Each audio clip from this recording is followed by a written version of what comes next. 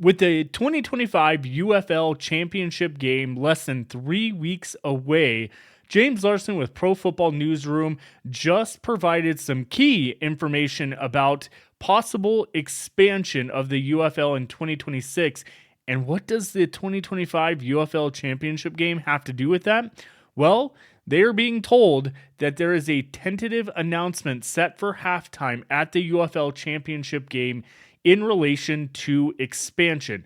What the announcement will hold, though, remains to be seen. Now, of course, there's more to all this story because this video here will provide more details on that, along with an update from yesterday's video regarding Tom Brady owning a UFL team, and of course, the overall perspective of what Mark Perry posts on UFLNewsHub.com, and just how much I thought it was complete bullshit. I still do, but there is some very interesting key factors. Now we've got some context, essentially, to the Tom Brady situation, now that James Larsen has officially wrote an article on this.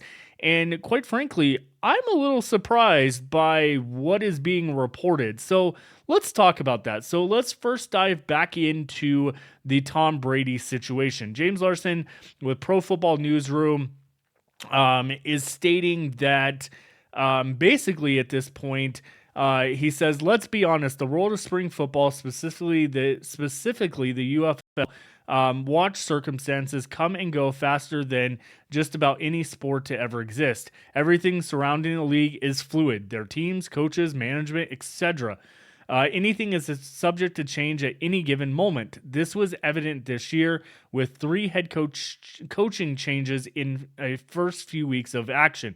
With that in mind, we've had a couple conversations with sources close to the situation who can confirm that there are talks about Tom Brady owning a UFL franchise. In fact, this is where it gets interesting.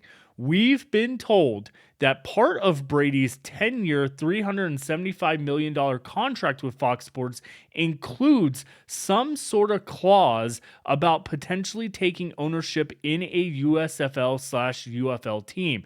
Now, given that factor, he does say USFL/UFL team. The big part to that is the fact that Brady's contract was, I believe, signed prior to this merger, if I'm not mistaken, from my understanding. He started his overall Fox career last year, actually practicing, as James Larsen talks about in this, during week 8 of the UFL, during the Memphis Showboats and Michigan Panthers game, where off the air, not on-air broadcast, he was actually practicing for NFL, being in the booth. Then fast forward to the UFL 2024 championship game, and that's where Tom Brady actually announced, I believe it was the start of the third quarter, through half of it. And that, at that point, gave a perspective of what we could see in the upcoming NFL season. But to state that there's some sort of clause about potentially taking ownership in a USFL or UFL team, which USFL would have been 2023 season, probably when they were planning the 2024 season, and UFL team. I am guessing, let me just put this perspective. This is nowhere in his article, but when Mark Perry stated that there was a person highly invested in potentially owning the Michigan Panthers and a owner on the table, is it Tom Brady?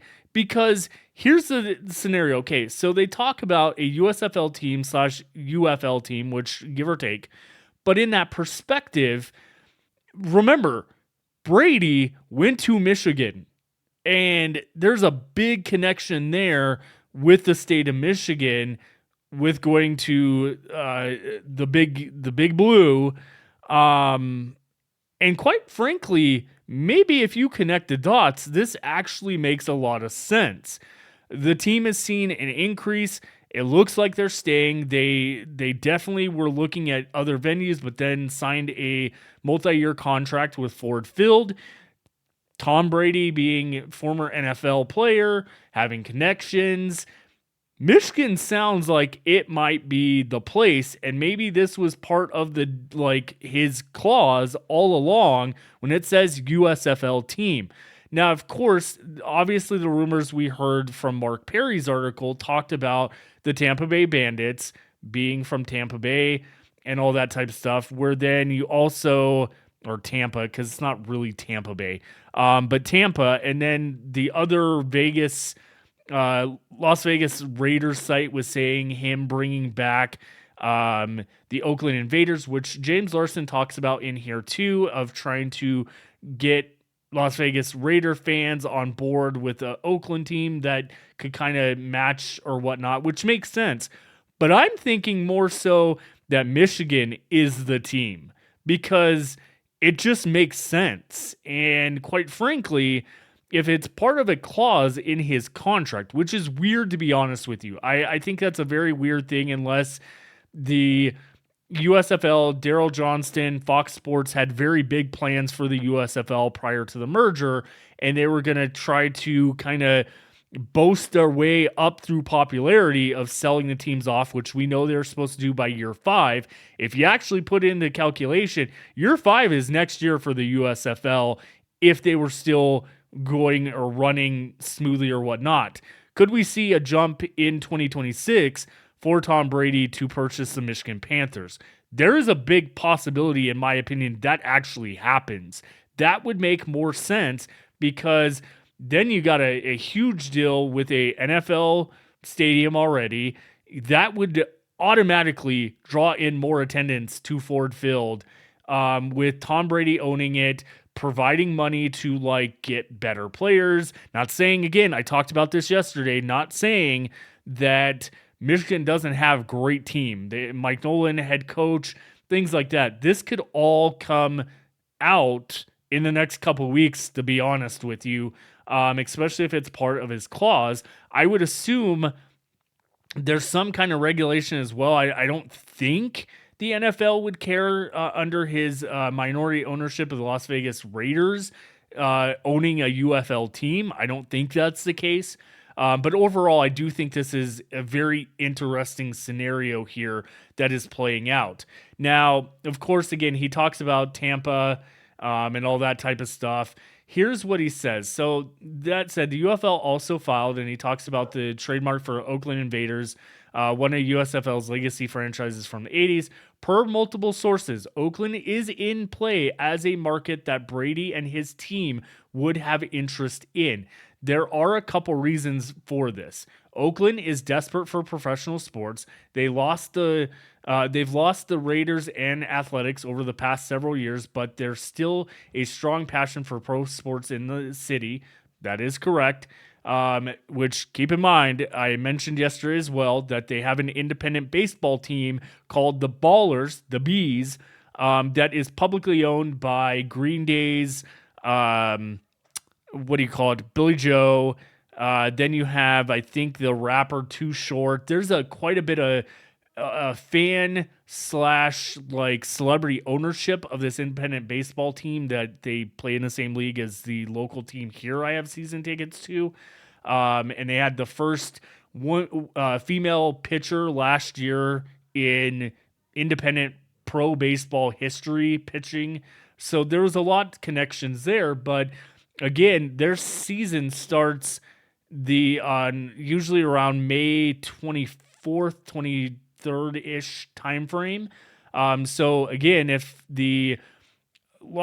Oakland Invaders becomes a team under Brady, there could easily be some cross promotion with the Ballers to kind of get fans on the same board. They've been selling out games left and right. Of 4,000 is their capacity at the baseball stadium. I'm not saying they play at this stadium because it's a college baseball stadium, but again, what's very interesting about it is the fact that they are drawing a huge crowd for this independent baseball team, which is very interesting in this line. Second point James makes is Tom Brady has ties to the area, attending Juniper Sierra High School in San Mato, I think it is. I'm probably butchering that. He's familiar with the Bay and would have interest in bringing pro football back to the area. Finally, with Brady being a minority owner of the Las Vegas Raiders, there would be extra pull to get some of those Raider fans from both Oakland and Las Vegas and surrounding metro area to show up to support the UFL franchise. California does present its challenges, however, with their unfriendly labor laws. It's a state that hasn't been touched in spring football since the Los Angeles Wildcats in 2020. XFL. Could a potential Tom Brady owned franchise move the needle on that end? Though, possibly. And he says, all that being said, it is not out of the question for Tom Brady to be involved in the UFL in some capacity. Down the road, well, there's no telling as to whether or not he will buy or own a team. We've confirmed with sources that the conversations have at least been in early stages.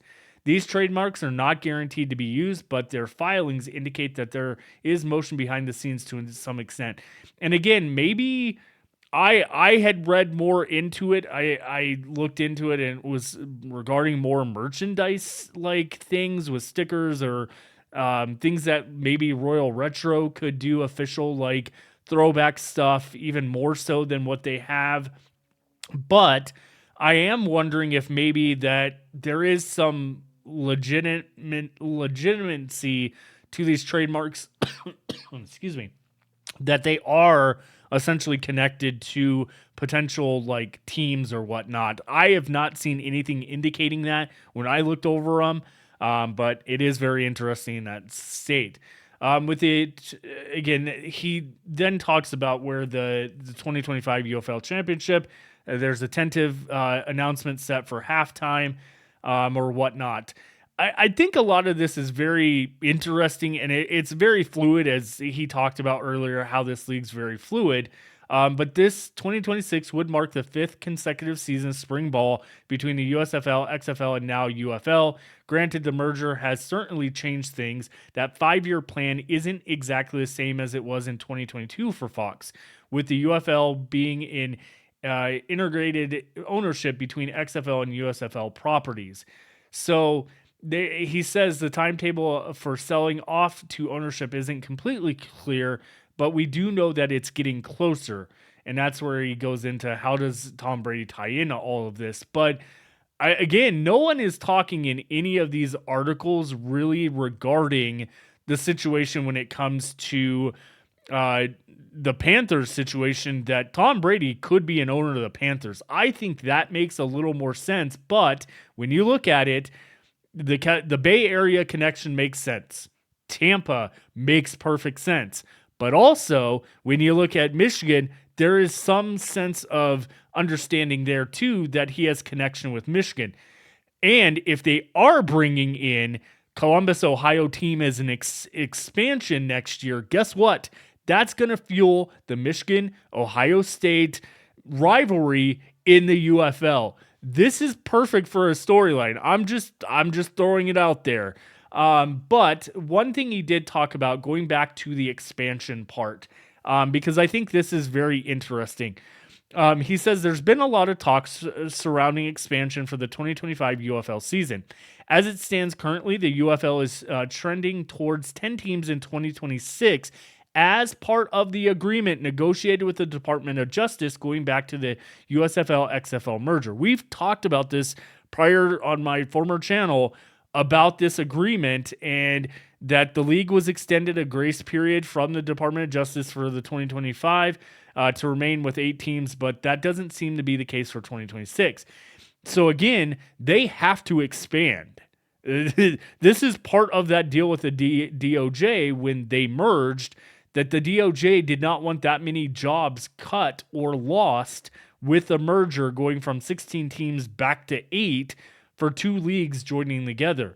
So to get up to 8 or to 10 teams and then potentially 12 in 2027 is what I've heard. That's where essentially he goes in, James Larsen goes in to talk about David Dykman, the UFL Director of Football Operations, confirming expansion likely in 2026. We'll be announcing later this year a 9th and 10th team for expansion for the 2026 season. That was from David Dykman, UFL Director of Football Operations, and that was back on April 2nd. So again, going into halftime at the UFL Championship game, I'll be honest with you, that is a prime spot to do a hype video and to announce the two cities, not team names, nothing like that. Announce the two cities that they have officially got in place, and then I would say you would have to be by August to have everything, in my opinion, announced. Season tickets for that area and single game tickets would have to be pretty quick as well. Shortly after the championship game for deposits, those all keep in mind. I do think if they do plan on, if Brady is part of any of the expansion in 2026, that's got to be announced at that point. I think that is a huge marketing perspective. I do still think it's weird that no other outlet is really reporting this at this point. I haven't seen anything pop through. But I do still find it a little weird that maybe that's part of his contract, that deal. I'm going to just check on here. So the newest article is obviously from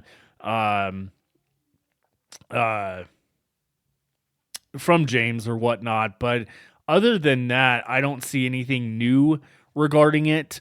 So it's very interesting. Again, like I said, regarding Mark Perry's full situation or whatnot, I told everyone I would eat crow if I was completely wrong and he was right. That is perfectly fine. I would love for Tom Brady to own a UFL team. That would be absolutely amazing. I think that would do great for the league, even though we all said that about Dwayne Johnson and the popularity of him. I think Brady has a different type of popularity with football compared to Dwayne. But this is absolutely amazing information that's been provided. That's pretty much really what he talks about. I mean, he talks about the UFL News Hub article, and he says this is definitely a major what-if scenario for the league about Tom Brady. He doesn't really go more into like the trademarks of each team or anything like that, other than what he talks about, that there is potential that some of these teams could come. But doesn't talk about relocation. Like I said, I didn't think that was at all true. But I do think that overall, this little small breadcrumb of an update is very interesting information, because quite frankly, this could be really big for the league. And this could also potentially mean a future that we are unexpected. Like, it's unexpected at this point. And I think that maybe we need to kind of calm down. I think I lost video footage again. Camera overheated. But we'll wrap it up here. We'll keep an eye on this situation and then kind of go from there. So I appreciate everyone joining me here on the channel, and we'll see you on the flip side. Have a great one, everyone.